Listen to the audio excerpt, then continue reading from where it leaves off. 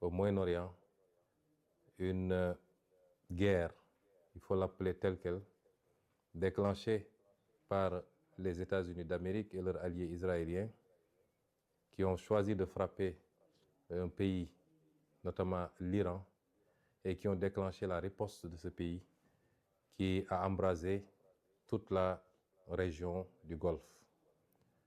Nous serons très naïfs si nous pensions que ça se limiterait à cela. Nous souhaitons tous que ça n'aille pas plus loin que ça. Mais nous devons être pessimistes, voir les choses de la manière la plus lucide et la plus réaliste possible.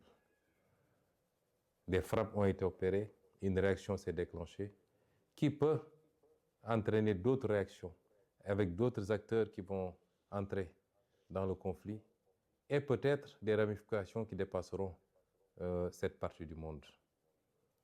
C'est déplorable parce qu'à la base, nous sommes dans une situation, depuis 1 an maintenant, nous sommes dans une situation de remplacement du contrat social mondial par un retour à l'état de nature, de liquidation du droit international, où un pays peut se donner le droit à tout moment de kidnapper des présidents, de s'attaquer à d'autres pays, d'asphyxier des pays pour annoncer en prendre possession pacifiquement plus tard.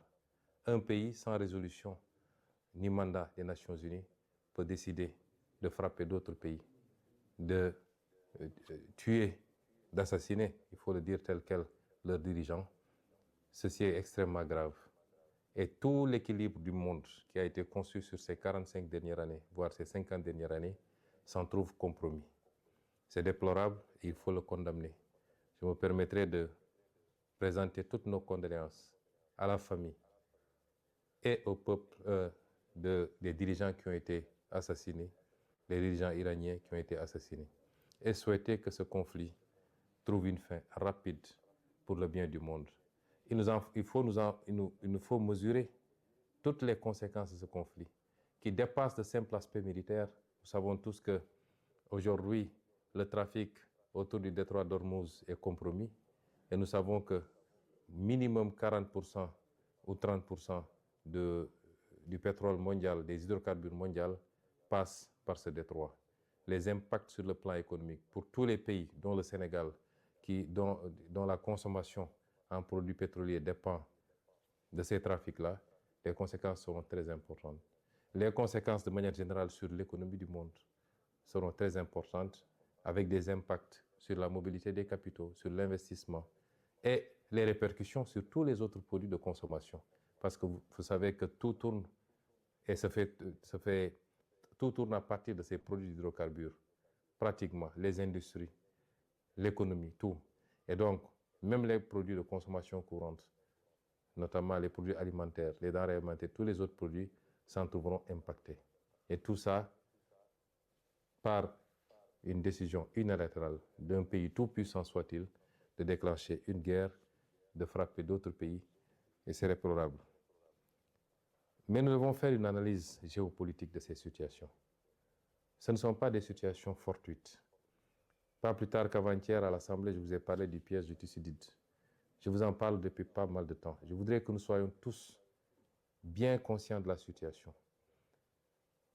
Nous avons des puissances émergentes regroupées autour des BRICS, avec la Chine comme un pays moteur, qui aujourd'hui, quoi qu'on dise sur le plan économique, sur le plan technologique, et certainement de plus en plus sur le plan militaire, sont en train non seulement de rattraper tout le retard, mais de prendre le dessus sur le vieux monde occidental, avec en tête de file les États-Unis d'Amérique.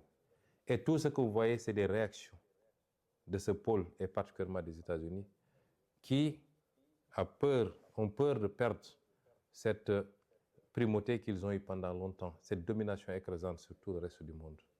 Et si vous voyez bien la carte des interventions, il s'agit de freiner et d'expulser une puissance comme la Chine, de l'Amérique du Sud d'abord, d'où ce qui s'est passé au Venezuela, ce qui se passe actuellement à Cuba, ce qui risque de se passer ailleurs, puisque la Colombie a été menacée également. C'est ce qui se passe actuellement au Moyen-Orient, où il faut couper effectivement toutes les connexions de ces pays avec la Chine, avec la Russie et peut-être avec d'autres pays des BRICS, et leur approvisionnement en produits d'hydrocarbures, c'est l'Europe ne posant pas de problème fondamental puisque l'Europe est un satellite du moins des États-Unis dans ce bloc occidental. Tout ce qui se passe est une tentative d'isolement d'une puissance montante et de pouvoir après se consacrer particulièrement à cette puissance, soit dans le cadre d'une guerre commerciale. C'est heureux si ça se limitait à cela. Nous ne souhaiterons pas que ça aille beaucoup plus loin pour des puissances dotées d'arsenal nucléaire et maîtrisant des technologies de plus en plus extrêmement sophistiquées. Nous sommes dans ce contexte géopolitique bien particulier. Quid de l'Afrique? Parce qu'on a parlé de l'Europe, on a parlé de l'Amérique, on a parlé de l'Asie. Et comme d'habitude, il est très difficile de parler de l'Afrique, puisque les Africains n'ont jamais pris la responsabilité pour comprendre les enjeux et comprendre qu'ils n'ont pas d'amis, ils n'ont pas de parents et qu'ils doivent compter sur eux-mêmes par les réformes qu'il faut, par le règlement d'un certain nombre de contentieux ou de conflits inutiles, par la stabilité, mais surtout par le travail, se mettre au travail. Nous sommes le continent qui n'existe pratiquement pas sur la carte géopolitique, mais qui semble être la seule à l'ignorer. Et nous sommes là encore dans des débats secondaires qui n'apportent rien au monde, qui n'apportent rien à l'Afrique, et qui ne rapportent rien à nos pays plus individuellement. Cette Afrique-là, qui n'est jamais sortie sous le joug de la colonisation. Parce que ce qui se joue actuellement, c'est une forme de réitération par certains empires de volonté coloniale. La colonisation, elle n'est pas seulement physique, même si ici on est sur le terrain physique, elle est aussi cette possibilité d'imposer ses vues, ses desiderata à tout le monde et continuer à dominer le monde, à le contrôler et à ne prendre les autres comme des vassaux ou des satellites. Ça, c'est une forme de colonisation. L'Afrique n'est jamais sortie de cette colonisation. Et je m'en veux pour preuve que ce que les d'aucuns appellent la néocolonisation, par les monnaies coloniales, par le pillage des ressources naturelles, mais également par la dette injuste imposée à l'Afrique, les conditions extrêmement délicates d'accès à ces crédits et tout ce que ça fait porter comme poids à l'Afrique. L'Afrique n'est jamais sortie de cela. Et les vrais combats, ils sont là. Et c'est ça notre combat, nous. Malheureusement, quelquefois, moi personnellement, j'ai l'impression d'être assez isolé dans ce combat, y compris ici, dans notre pays au Sénégal, et maintenant qu'on est au pouvoir. Et c'est ces enjeux-là que nous devons comprendre. Que je veux que chaque militant et chaque militante comprennent. Que notre combat dépasse les débats futiles et inutiles sur des combines et des manipulations politiciennes. mbokk yi àdduna bi jaxasoo na ñun rek a ko comprendre agul bu ñuy seetaan di xew ci àdduna bi ci ay commentaires la yem xamuñu ni lépp lu xew foofu impact bi mun a am ci suñuy réew ak suñu développement ak ci ëllëg ndax nit du soppiku. L'être humain est un prédateur. La majorité des êtres humains sont des prédateurs. li andi woon ci ay jamono ay nit jaaxle ca fa ñu dëkk seen suuf doyul ñu soxla yaatu ba jël seeni gaal wër fu nekk dem seet yeneen suuf yu ñu coloniser balaa loolu ñu seet yeneen suuf yoo xam ne noot nañ ña fa ne di leen jël di leen jaay en tant que jaam yóbbu leen ci yeneen continent ñu dem liggéey. loolu taxoon ñu demaat ba ñëw jël suuf soosu ne ñoo ko moom muy colonisation. loolu du mus a dañ te ñu xam ni ba léegi rawuñu ci loolu. àdduna mën na doxaat ba nit ñi dellu si waat te dégg ngeen kenn ci kilifa yi mooy ku ñuy wax Marco Rubio di benn kilifa ci États-Unis dafa wax ni dañoo war a delloo si waat colonisation.